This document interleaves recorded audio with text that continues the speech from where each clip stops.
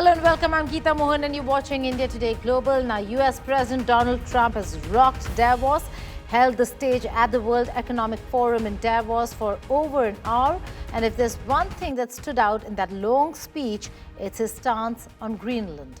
While Trump usually follows a my way or the highway strategy, this time he picked a different route. In his clearest stance so far, he said he won't use force and instead try to convince European leaders in the room that it is in their best interest to hand over control of Greenland to the United States of America.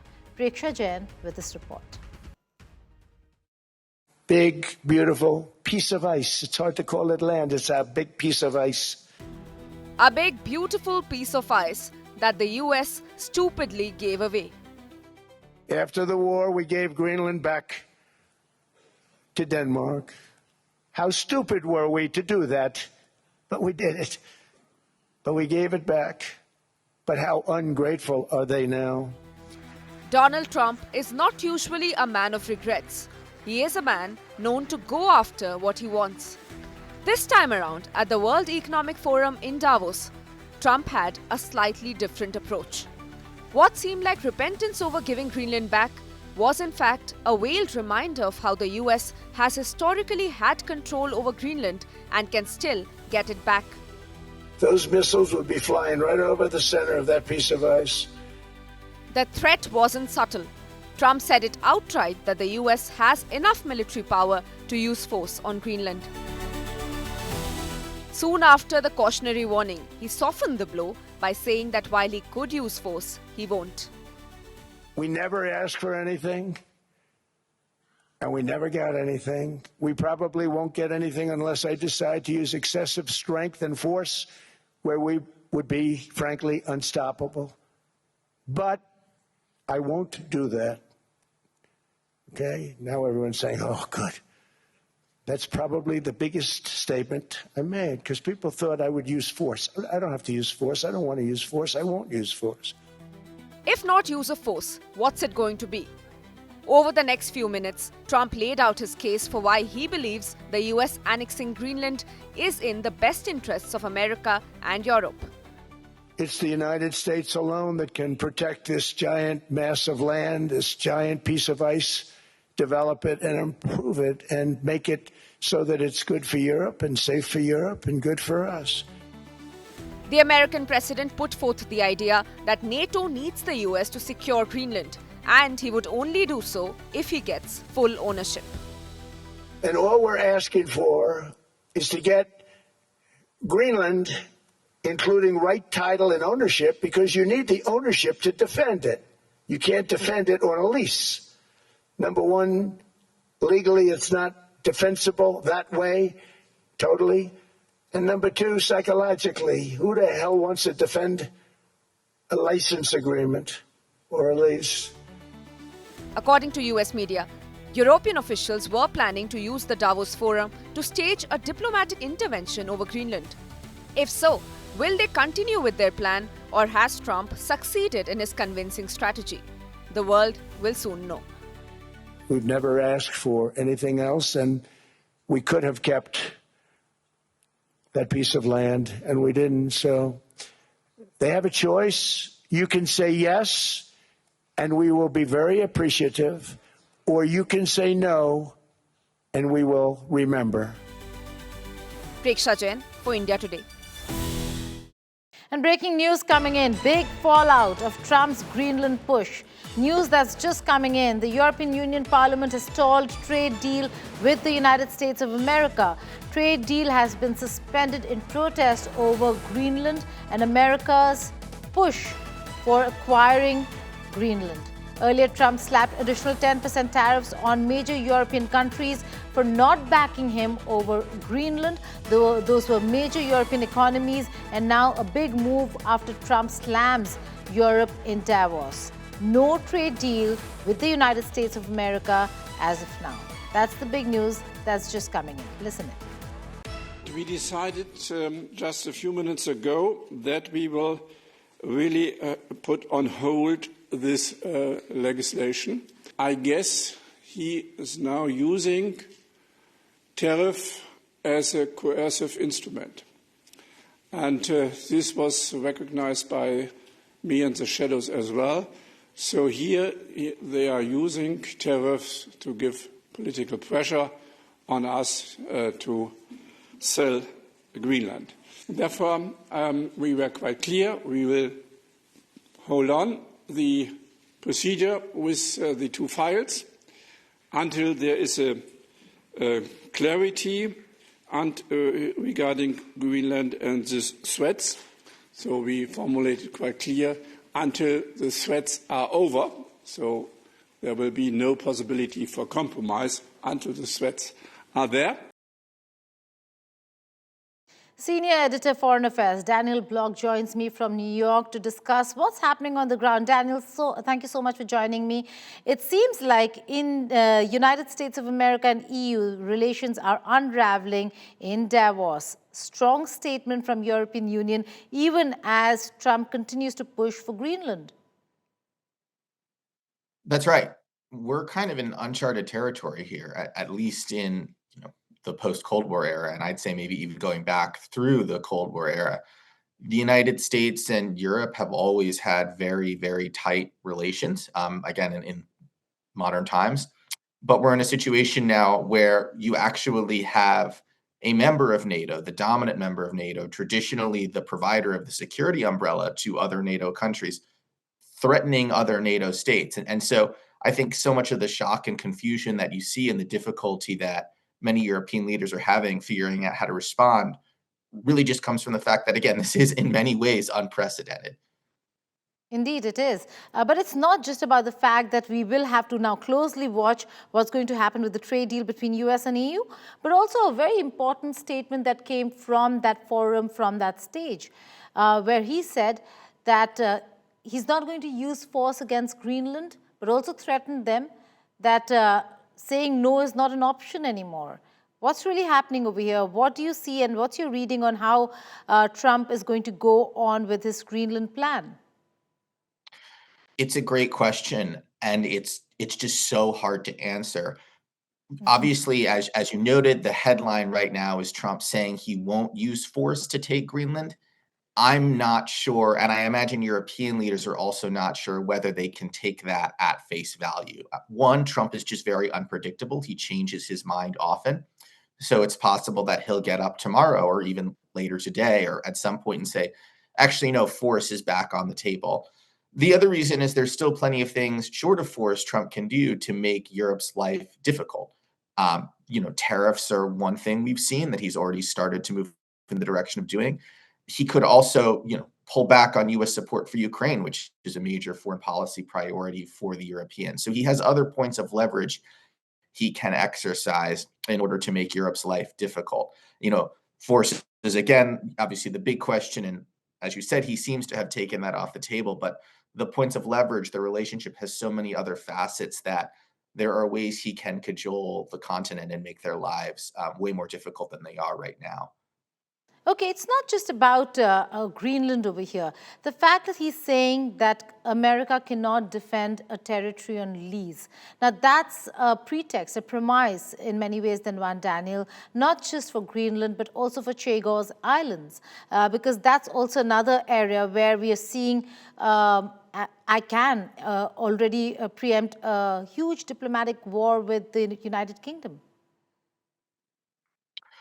Oh, yeah. To be clear, I don't mean to say that this is all limited to Greenland specifically. The spat between Trump and Europe contains many, many facets, including beyond the one that you just mentioned. There's, again, how much to support Ukraine, whether to support other members of the EU in various degrees of competition with Russia, whether there should be some sort of agreement with Putin over ceding Ukrainian territory. I mean, this is really emblematic, I think, in many ways of the entire series of tensions that are happening right now between the United States and Europe, and also just Trump's foreign policy as a whole.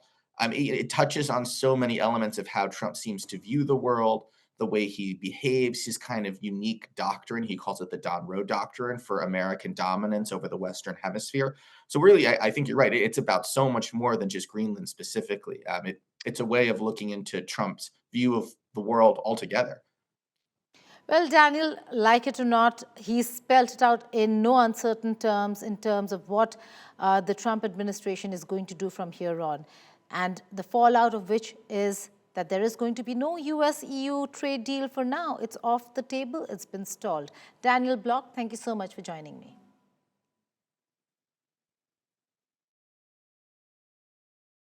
As Donald Trump sharpens his push on Greenland, NATO's fault lines are now out in the open. With the US deploying military aircraft to Greenland and warning allies to fall in line, Europe is closing ranks, pushing back against what it calls coercion and tariff threats. From France and Germany to Denmark, leaders are rejecting any compromise on sovereignty. French President Emmanuel Macron has gone a step further, calling out bullying and backing a NATO military exercise in Greenland, while Canada's Prime Minister Mark Carney has openly sided with Greenland and Denmark. What began as a territorial dispute has now escalated into a full-blown Trump versus allies showdown, testing NATO unity and the very future of the rules-based order.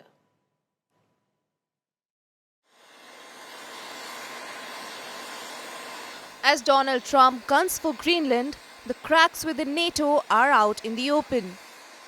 How far are you willing to go to acquire Greenland? You'll find out. With the US deploying military aircraft to a base in Greenland, the tensions are escalating inside NATO itself. Europe is closing ranks. Europe is fully committed. And we share the objectives of the United States in this regard. And above all, that Arctic security can only be achieved together. And this is why the proposed additional tariffs are a mistake, especially between long-standing allies. We do believe that we need more growth, we need more stability in this world.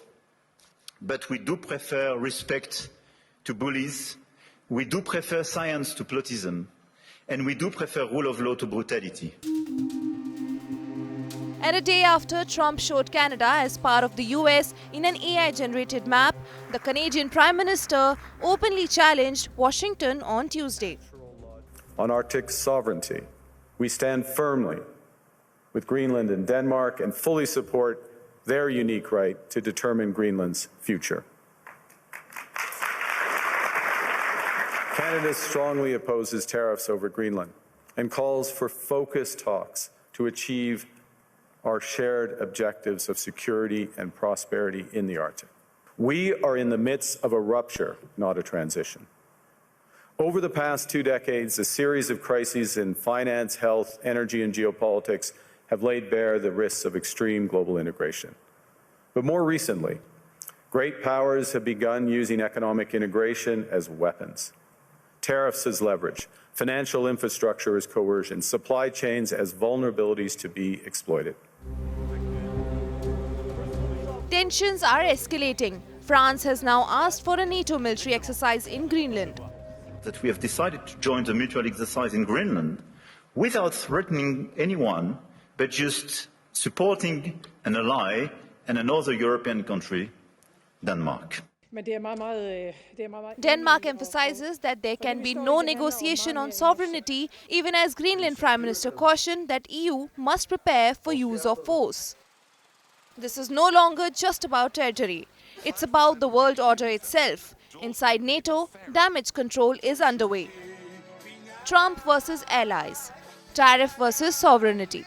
As NATO stands fractured, the Trump versus Europe showdown over Greenland is fast becoming a test for the entire world. Bureau Report, India Today.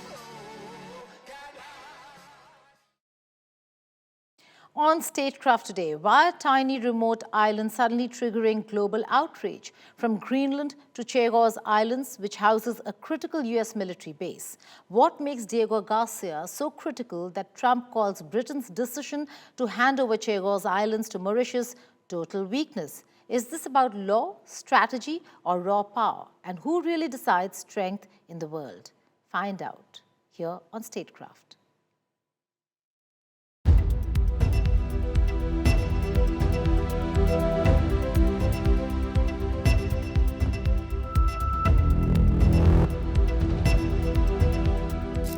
A remote cluster of coral islands, barely visible on a world map, has suddenly become the center of a geopolitical explosion, and Donald Trump is livid. Livid enough to accuse Britain of great stupidity. Livid enough to warn that China and Russia are watching. Livid enough to drag Greenland into the argument. The Chagos Islands sit isolated in the Indian Ocean, far from capitals and cameras. Yet, they host Diego Garcia, one of America's most secretive and powerful overseas military bases. Britain now plans to hand over sovereignty of the islands to Mauritius, while keeping the base through a lease. Trump says this is weakness masquerading as diplomacy. Britain says it is obeying international law. The United States once praised the deal. Now its president is attacking it publicly. So what exactly are the Chagos Islands, and why does Trump think Britain would be stupid to give them up? Hello and welcome. You're watching Statecraft with me, Geeta Mohan.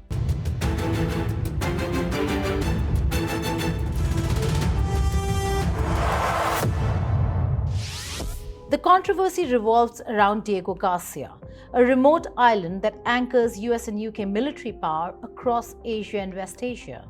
Britain plans to transfer sovereignty of the Chagos Islands to Mauritius while leasing Diego Garcia for 99 years, ensuring continued military use. International courts say Britain must decolonize. British governments argue they have no legal choice. Trump says the move screams total weakness and signals vulnerability to China and Russia. He once praised the agreement as a success. Now, he condemns it as foolishness.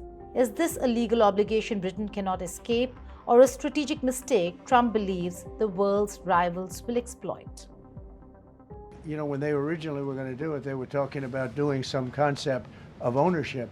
But now they're looking to essentially just do a lease and sell it. And I'm against that. You know, it's a reasonably nothing like Greenland, but it's a reasonably important area of the globe. Not to anywhere near Greenland, but I think they should keep it. The Chagos Islands are an archipelago of more than 60 coral islands scattered across the central Indian Ocean, more than 1,000 miles northeast of Mauritius.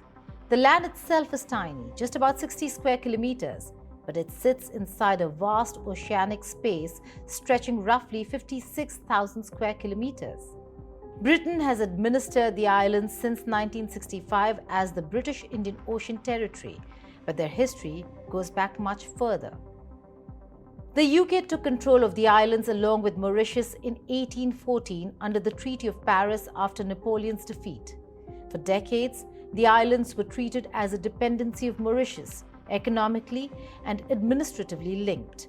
What transformed them from obscurity into global significance was not population, resources, or trade, but military strategy. Diego Garcia is the largest island in the Chagos archipelago, and it is the reason the world suddenly cares. In 1971, during the Cold War, the US and UK built a major military base there to block Soviet influence in the region. Its isolation was its strength. No nearby government to pressure operations, no unstable host politics, no regional unrest. Over time, Diego Garcia became one of America's most important overseas military assets. It has supported 2 invasions of Iraq, served as a key landing and refueling hub for bombers flying missions across Asia, and played a role in surveillance and intelligence operations. It is secretive, central, and operationally independent. Exactly the kind of base the US never wants to lose. Diego Garcia will likely remain operational for decades, locked in by leases, buffer zones, and treaties. But the argument it has triggered will not fade so easily. The islands have become a symbol of deeper fracture between law and force, restraint and dominance, obligation and instinct. Trump calls Britain stupid because, in his worldview, power is never shared and never given back. Britain insists it is acting responsibly. The Chagos Islands now sit as proof that in global politics, even doing everything by the book can still be judged as weakness.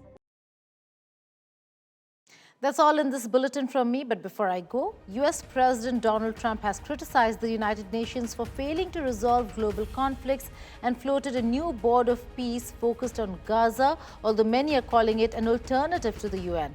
While some countries are invited to join, others like France have resisted, prompting sharp reactions from Trump. The UN says it can coexist with new bodies and does not see the board as replacement. Mahashweta Lala with this report. Goodbye and take care. Is the world's oldest organization soon going to be replaced?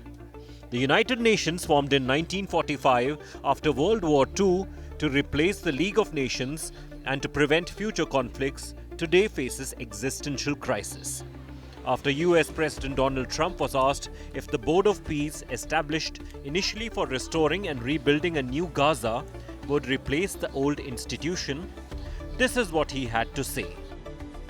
Do you want your Board of Peace to replace the UN? Well, it might. I mean, the UN just hasn't been very helpful. I'm a big fan of the UN potential, but it has never lived up to its potential. The UN should have settled every one of the wars that I settled. I never went to them. I never even thought to go to them. They should be able to settle those wars. They don't. I believe you got to let the UN continue because the potential is so great. Trump is likely to formalize the Gaza Peace Board at a signing ceremony this week at the World Economic Forum in Davos, Switzerland. India, China, Russia, Ukraine, Pakistan, including many other countries, have been invited to join the board. But its permanent membership would cost $1 billion. The member nation's tenure would be for 3 years, subject to renewal by the chairman. I mean, I think we have peace in the Middle East. There are some little situations like Hamas, and Hamas has agreed to give up their weapons. Now, you know, they were born with a weapon in their hand, so it's not easy to do. When they were born with a rifle in their hand. It's not an easy thing for them, but that's what they agreed to. They've got to do it.